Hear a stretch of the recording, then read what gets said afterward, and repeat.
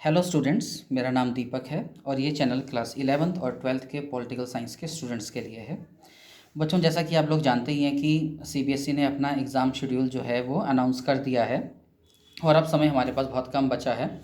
तो फ़िलहाल हम इस चैनल पर सिर्फ क्लास 12th को ही फोकस करेंगे और एग्ज़ाम ओरिएंटेड मटेरियल और उससे संबंधित कौन कौन से क्वेश्चन पूछे जा सकते हैं, किन टॉपिक से कौन से क्वेश्चन पूछे जा सकते हैं, सिर्फ उन्हीं को हम डिस्कस करेंगे। तो जैसे बच्चों, तो आप लोग जानते ही हैं कि सीबीएसई ने साल 2022-23 के लिए अपना जो सिलेबस है उसे चेंज किया था और उसके हिसाब से जो हमारा पहला चैप्टर होता था द कोल्ड वॉर इरा, उसे हटा दिया गया है। तो अब हमारा जो पहला चैप्टर है वो है द एंड ऑफ बाईपोलैरिटी। और जब हम इस चैप्टर की शुरुआत करते हैं तो आपने देखा होगा कि सबसे पहले हम इसमें पढ़ेंगे सोवियत सिस्टम के बारे में। और ध्यान रखिए, जब भी हम सोवियत सिस्टम की बात करते हैं तो बेसिकली हम सोवियत के पॉलिटिकल और इकोनॉमिक सिस्टम की बात कर रहे होते हैं। साथ ही साथ आपसे एक नंबर में ऐसा क्वेश्चन पूछा जा सकता है कि मेकर्स ऑफ सोवियत यूनियन कौन थे। तो ध्यान रखिएगा, व्लादिमीर लेनिन यही हैं जिन्होंने रशियन रिवॉल्यूशन 1917 की स्टार्टिंग की थी। तो और व्लादिमीर लेनिन के बाद जो सोवियत यूनियन के दूसरे सबसे ज़्यादा शक्तिशाली और प्रभावी नेता थे वो थे स्टालिन। अब चैप्टर है आपका द एंड ऑफ बाईपोलैरिटी, यानी कि पहले दुनिया जो है बाईपोलर रही होगी और बाद में उसका एंड हुआ। तो हम देखते हैं कि सेकेंड वर्ल्ड वॉर के बाद जो है पूरी दुनिया दो तरह के खेमों में बंट जाती है। एक को जो है यूएसए लीड कर रहा था और दूसरे को यूएसएसआर यानी कि सोवियत रशिया लीड कर रहा था। और एक लंबे समय तक ये दोनों ही पावर जो हैं पूरी दुनिया को कंट्रोल कर रही होती हैं। लेकिन एक टाइम आता है जब सोवियत ब्लॉक जो है ये टूटने की कगार पर पहुंच जाता है। तो ये जो सोवियत सिस्टम था ये फेल हो जाता है। तो नेक्स्ट टॉपिक इसके अंतर्गत हमारे पास आता है फेलियर ऑफ सोवियत सिस्टम और उसके फिर क्या क्या कारण थे। उसमें बहुत सारे कारण हम देखने को मिलेंगे हमें। उसमें फॉल ऑफ बर्लिन वॉल भी है, यानी कि ये माना जाता है कि बर्लिन वॉल के टूटने के बाद से ही आप समझिए कि सोवियत यूनियन के विघटन का प्रोसेस शुरू हो गया था। ठीक है, उसके मेन कॉसेस कौन कौन से थे जिनकी वजह से यूएसएसआर का डिसइंटीग्रेशन हुआ। इनमें एक सबसे इंपॉर्टेंट चीज़ आती है, बहुत सारे कारण हैं यूएसएसआर के डिसइंटीग्रेशन होने के, लेकिन जो गोर्बाचेव की आइडियोलॉजी थी इसके ऊपर भी आपसे क्वेश्चन पूछा जा सकता है। तो बेसिकली गोर्बाचेव दो तरह की आइडियोलॉजी को लेकर के चल रहा था। एक तो था ग्लासनोस्ट, यानी जिसका मतलब होता है ओपननेस, और दूसरा है प्रेस्टोरिका, यानी जिसका मतलब होता है रिस्ट्रक्चर।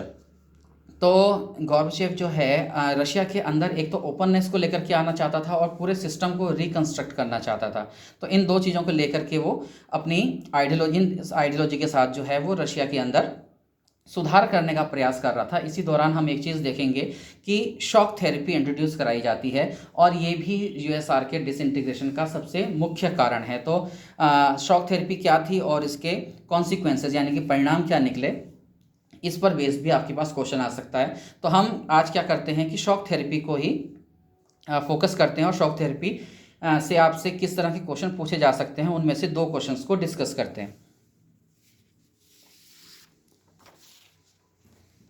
तो देखिए, सबसे पहला तो आपसे क्वेश्चन पूछा जा सकता है what do you mean by shock therapy, यानी कि शॉक थेरेपी से आप समझते क्या हैं। सबसे पहला और बेसिक क्वेश्चन है कि शॉक थेरेपी से आप क्या समझते हैं। हो सकता है ये आपसे एक नंबर में पूछ लिया जाए या दो नंबर के अंतर्गत आपसे पूछा जा सकता है। तो आपने इसका आंसर उसी हिसाब से देना है जिस हिसाब से ये आपसे पूछा गया है। अगर हम शॉक थेरेपी की बात करते हैं तो देखिए, ये एक बहुत पेनफुल प्रोसेस था। एक ट्रांजिशन हो रही थी, किससे, सोशलिस्ट सिस्टम को कन्वर्ट किया जा रहा था डेमोक्रेटिक कैपिटलिस्ट सिस्टम के अंतर्गत। तो एक प्रकार का शॉक थेरेपी क्या है, एक प्रकार की ट्रांजिशन है।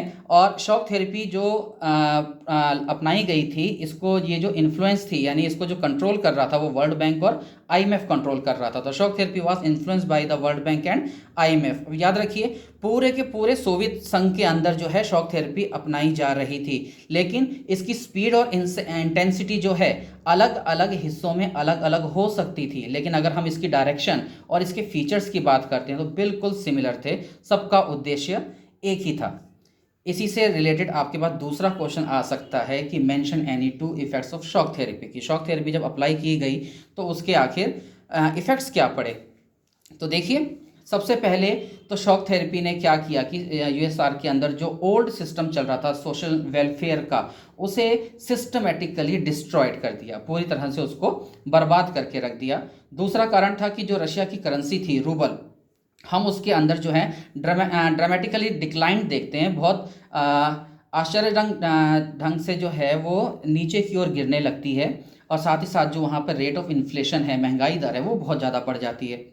हमने इसमें एक तीसरा कारण भी लिखा है कि हम देखते हैं कि रशिया के अंदर पहले जितनी भी इंडस्ट्री थी वो स्टेट ओन थी, यानी कि उनके ऊपर सरकार का दबदबा या सरकार का कब्जा हुआ करता था। लेकिन शॉक थेरेपी के इंट्रोड्यूस होने के बाद जो 90% स्टेट कंट्रोल्ड इंडस्ट्रीज थी वो कोलैप्स हो जाती हैं और ये सारी की सारी जो हैं बिकने की कगार पर पहुंच जाती हैं।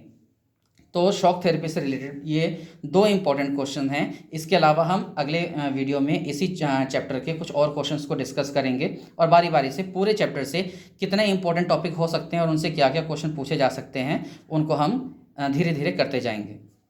ठीक है, आज के लिए इतना ही काफ़ी है।